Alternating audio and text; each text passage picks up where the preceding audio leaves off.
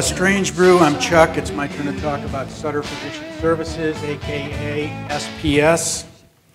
One characteristic of our culture at Sutter Physician Services is that we have a vocabulary that's all our own. For example, most of us talk about our culture as a secret sauce. However, there was a time in the beginning of our cultural journey where, and this is the reason for the musical intro, is that our secret sauce was really more of a strange brew. Just to get an idea of the demographic here, who recognized that tune? Okay, what's the rock band? Oh, you guys are good. The album? Oh, it's already there. We got a little sequencing problem here, but that's okay. That's what happens when you have a strange brew. How about the lead singer here? God, you guys are good. And you look so young. What year? We got it bracketed, 68 and 69. 67. 67. So let me get into my talk here. We got our strange brew up there now. So before I get into our strange brew culture, let me tell you a little bit about who we are and what we do. So we're a part of an integrated healthcare system called Sutter Health. We're in Northern California, serving about a little over 100 communities. It's a not-for-profit system. There are 24 hospitals, 7,000 aligned doctors, and about 40,000 employees. The Sutter Physician Services is a wholly owned subsidiary of Sutter Health.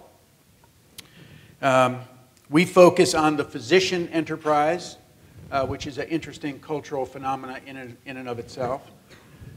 We have about 1,600 employees, and we serve about 3,500 docs. Our services include $2.5 billion of physician receivables management. We have managed care administration for about 350,000 managed care members, and we have a patient service center, a contact center that services we did about 4 million calls or contacts last year. We started our business in 1999, but it wasn't until 2004 that we realized, and our chief administrative officer, a guy named Ken Bubeck, who actually was here as a speaker 2 years ago, it wasn't until Ken said, Chuck, I think we got a problem, and we might want to examine our culture more closely as we're preparing for growth and diversification. That's when we turned to Denison. So you'll recognize this wheel, perfection at full color.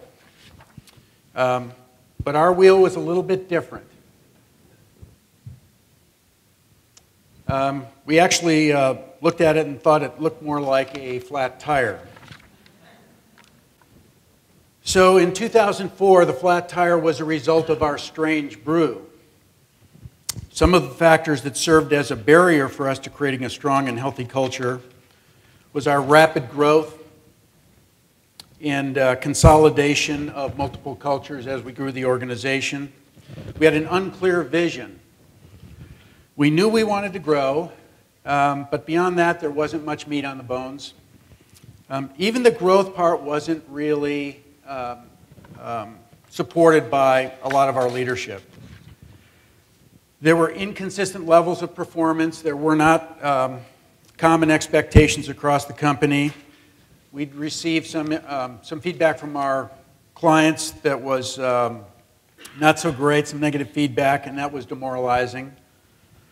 And finally, we had some leadership attitudes that weren't very consistent with a strong culture. Some of these attitudes were even disrespectful for employees' intelligence and their work ethic. You could hear phrases like "key what you see." That was code for data entry clerks. Check your brain at the door, just do what we tell you to do. We had a phrase, butts in chairs. That was code for don't get caught walking around. We really don't trust you. Stay in your seat. We even had folks going after our clients. We know the business better than you do. And that was some pretty clear arrogance on our part for the people that pay our bills. It became pretty clear that we needed to do something, and I was very committed to fixing the flat tire and improving the cultural health of the organization. So in 2004, we commissioned Denison to survey our leadership team.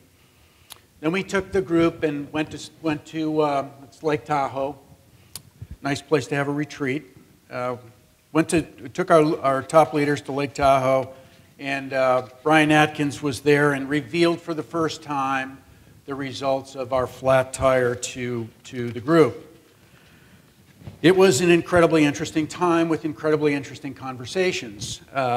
Suffice it to say that the team started rationalizing the results. Whether they intended it or not, it came out as though it was always somebody else's fault. Operational folks said that client services had gone native on us. Client services said that operations wasn't responsive. Finance thought it was way too expensive, and IT just said, hey, whatever, just tell us what to do, we don't really care. Our senior person for billing probably said it best at the group. She said, you guys are killing me. This is like death by 1,000 pokes. So she made that comment, which set off a series of emotional reactions that was so bad we had to pass out Kleenex. Looking back, this retreat was the catalyst for change for our organization. Following the retreat, there were 4 key steps we took to improve our organizational culture. The first thing we did was to take a cue from Jim Collins' book, Good to Great, and get the right people on the bus.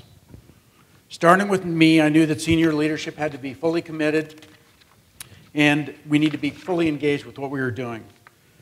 It was evident that some of our leaders weren't a good fit.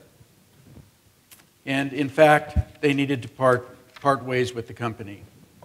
Once we got the right people on the bus, we needed to set some expectations.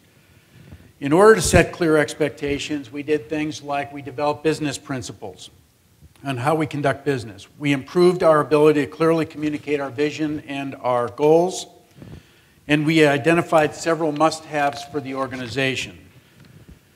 Must-have number 1 was that we value people, our clients, our patients, with respect, integrity, and compassion. As an example of this is we developed a servant leadership model where leaders were expected to serve employees. We had some traditions around it that we developed. One was something called Chats with Chuck. I'm Chuck. Where we would assemble large groups of employees and we would have a chat where I frequently ask employees, what can I do for you? It's amazing. So I'm the CEO of this organization, hundreds of employees. It's amazing how little they actually want me to do. We have quarterly celebrations for employees of the month. We have a summer barbecue where leadership dons aprons and we literally serve the staff. During the holidays, leadership is expected to personally deliver a box of See's candy to every single employee and thank them for their service to us. In addition to valuing people, another must-have was a deliberate bias for action. In Ram Shram's book, Execution, the Discipline of Getting Things Done, he talks about the value of having an adaptable, fast-paced environment with attention to detail and ultimately results. This makes our work meaningful for staff and creates a concrete progress toward specific goals. We simply get things done. Another expectation was trust. We needed to develop mutual trust between leadership and employees. As leaders, we trust and have confidence that our employees will make sound decisions and complete tasks on time in a high-quality way. In turn, our employees trust that we will consider their needs when making business decisions. In essence, we take care of you, you work hard for us. The last must-have is engagement. We purposefully engage employees and key stakeholders and seek their input in the decision-making process. All of these things point toward what I believe is a critical component of our success, making personal accountability the norm. So we put the right people on the bus, we set some very clear expectations. The next step was to weave those expectations into daily operations. We embed them into our annual work plan. We reworked our programs, policies, and systems so that the principles are reflected and continually reinforced. We need them to be clearly evident in how we make decisions, who we recruit and hire, how we train, develop, and evaluate staff, how we relate to one another, and most importantly, how we work. The final step is measuring for success. We didn't want to just measure performance in pockets and silos. We didn't want to optimize one part of our organization while sub-optimizing the organization itself. So we looked for ways to measure how we are doing organization-wide. We have a work plan, it guides our work, but it's not locked down so much as that we can't be flexible. We have standard controls. We have established work performance benchmarks. We survey our clients twice a year for performance and trying to stay in touch with their needs. We do an annual employee satisfaction survey. I'm proud to say that this past year we were at the 96th percentile in this national survey. We have an annual incentive plan that targets specific goals for the company. It's a common fate plan. We're all in it together. And of course, we have Denison to measure our culture. So to what end? We've succeeded in transitioning from a strange brew to a secret sauce. And in creating that strong culture, I believe that we have opened the door for growth, diversification, and success and profitability. By way of example, in 2009, we welcomed our single largest revenue service client. They expected us to collect $1.2 billion annually. Adding them to our company literally doubled the size of the company.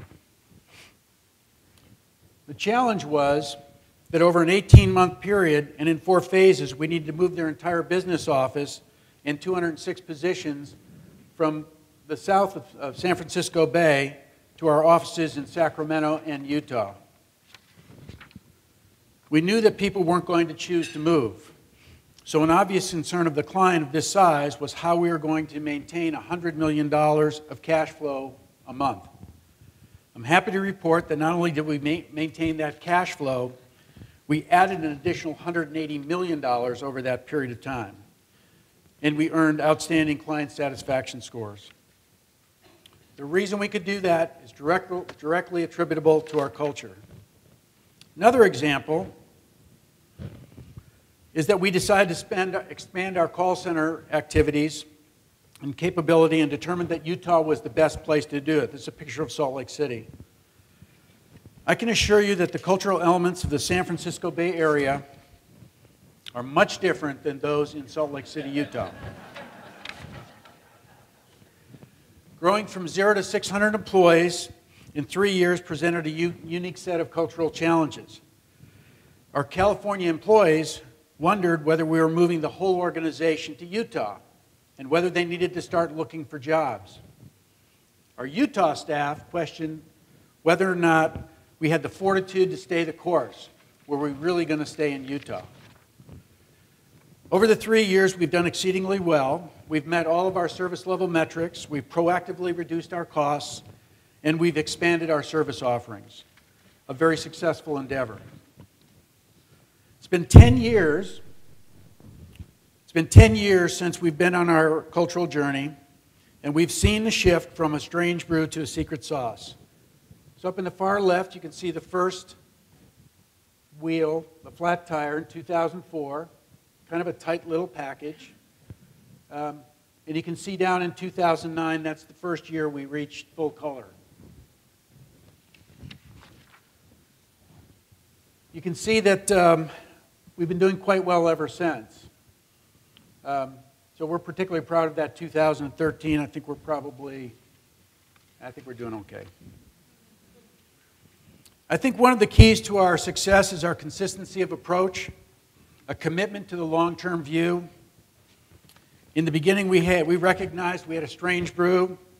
We knew we wanted to change it, but we didn't know how. In summary, we made sure we got the right people on the bus. We set expectations and focused on personal accountability.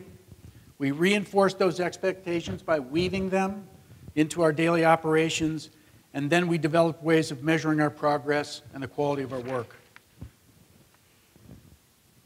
It didn't always seem natural.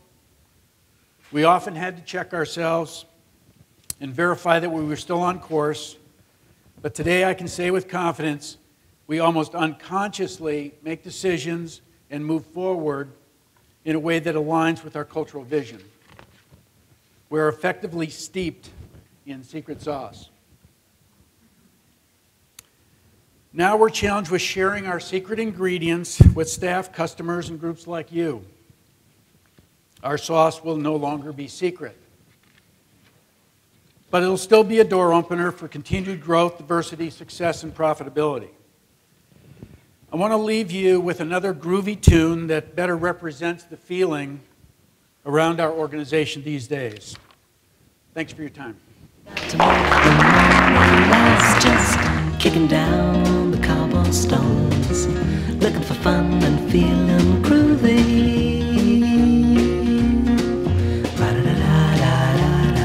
Feeling groovy.